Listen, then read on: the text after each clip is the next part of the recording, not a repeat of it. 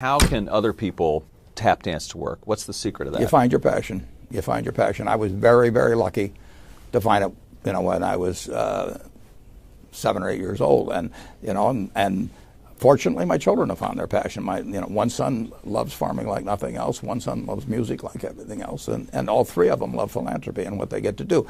You're lucky in life when you find it, and you can't guarantee you're going to find it in your first job out. But I always tell the college students that come out, I say, take the job that you would take if you were independently wealthy. You're going to do well at it. If you think you're going to be a lot happier if you've got 2x instead of x, you're probably making a mistake. I mean, you ought to find something you like that works with that, and you'll get in trouble if you think that making 10x or 20x is the answer to everything in life, because then you will do things like borrow money when you shouldn't, or maybe cut corners on things that your employer wants you to cut corners on. Or it just doesn't make any sense. You won't like it when you look back on it. 3 things in hiring people: look for integrity, intelligence, and energy. And he said if the person didn't have the first 2, that the latter 2 would kill them, because if they don't have integrity, you want them dumb and lazy. You don't want them smart and energetic. It never bothered me if people disagreed with what I thought, as long as I felt I knew the facts. I mean, there's a whole bunch of things I don't know a thing about. I just stay away from those. So I stay within what I call my circle of competence. Tom Watson said it best. He said, I'm no genius, but I'm smart in spots, and I stay around those spots. Well, I try and stay around those spots, and I just don't have a problem if somebody says, you're wrong on something. I go back and look at the facts, and I think that really is much more important, frankly, than having a few points of IQ or having an extra course or 2 in school or anything of the sort. You need emotional stability. I just read and read and read. I probably read 5 to 6 hours a day. I don't read as fast now as when I was younger, but I read 5 daily newspapers. I read a fair number of magazines. I read 10Ks. I read annual reports, and I read a lot of other things too. So I've always enjoyed reading. I love reading biographies. Famous lesson about a margin of safety, that you don't drive a truck that weighs 9,900 pounds across a bridge that says limit 10,000 pounds, because you can't be that sure about it. If you see something like that, you go down a little further down the road and you find one that says limit 20,000 pounds, and that's the one you drive across. The nature of capitalism is that people want to come in and take your castle. It's perfectly understandable. I mean, if I'm selling television sets or something, there's going to be 10 other people that are going to try and sell a better television set. If I have a restaurant here in Omaha, people are going to try and copy my menu and give more parking and take my chef and so on. So capitalism's all about somebody coming and trying to take the castle. Now, what you need is a castle that has some durable competitive advantage, some castle that has a moat around it. And that moat, one of the best moats in many respects, is to be a low-cost producer. But sometimes the moat is just having more talent. I mean, if you're the heavyweight champion of the world and you keep knocking out people, you've got a competitive advantage as long as you can keep doing it. And it's very profitable if you're the one that happens to be able to do it. If you can turn out great motion pictures, I mean, Steven Spielberg, I mean, he's a fellow to bet on, and it has enormous economic value. You'd be surprised at my days. I mean, they're very unstructured, no meetings. None. I mean, I don't like meetings, and I read a lot. I wish I were a faster reader. I'd get more done. But I do read a lot, and I'm on the phone a moderate amount. Our businesses run themselves basically out there. My job is allocating capital, and that's what I'm thinking about.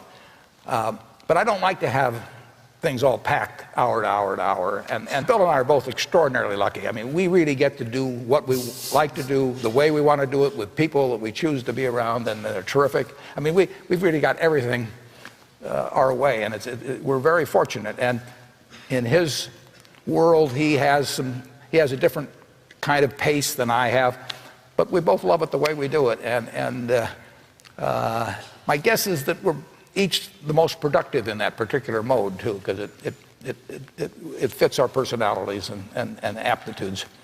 What kills great businesses, if you look at, I do believe in looking at history, and I like to study failure, actually. And my partner says all I want to know is where I'll die, so I'll never go there. And we want to see what has caused businesses to go bad. And the biggest thing that kills them is complacency. I mean, you want a restlessness, a feeling that, you know, that somebody's always after you, but you're going to stay ahead of them. You always want to be on the move. And when you've got a great business, you know, like Coca-Cola, which is, there aren't any like Coca-Cola, but you really, the danger would always be that you rest on your laurels. But I see none of that, obviously, at Coca-Cola. But that is the key, to compete the same way when you've got 1.8 billion servings being sold daily as when you were selling, you know, 10 a day. And that restlessness, that belief that tomorrow is more exciting than today, you know, you just have to have it permeate the organization. Who was Ben Graham? He was your primary mentor, model? He was a wonderful man, and he was my professor at Columbia. I read his book when I was 19 at the University of Nebraska, and I'd started investing when I was 11, and I started reading about it when I was like 7. So I'd gone through I read every book in the Omaha Public Library that there was on, by the time I was 12, on investing and stock market. And I had a lot of fun, but I never really found out, I never got grounded in anything. And it was entertaining, but it wasn't going to be profitable. And then I read Graham's book, The Intelligent Investor, when I was at the University of Nebraska. And that just opened the whole thing up to me. Yeah, and I named my oldest son is named Howard after my dad, Graham Buffett, and he was a marvelous man. Never expected anything from me in return. Ben Graham, in his low teens, looked around and he looked at the people he admired, and he said, you know, I want to be admired, so why don't I just behave like them? And he found there was nothing impossible about behaving like them. And similarly, he did the same thing on the reverse side in terms of getting rid of those qualities. You have given a lot of fabulous advice, but what's the best advice that you've ever received? Well, I received it in a variety of forms, particularly from my father when I was very young. But I mean, he basically, I think, taught me how to live. Not that I did it perfectly or anything like that, but I mean, he was giving me lessons, but he wasn't doing it by preaching to me. He was doing it by example. But basically, well, the biggest lesson, in a sense, I got is the power of unconditional love. I mean, I think there is no power on earth like unconditional love. And I think that if you offer that to your child, I mean, you're 90% of the way home. And there may be days when you don't feel like it. It's not uncritical love.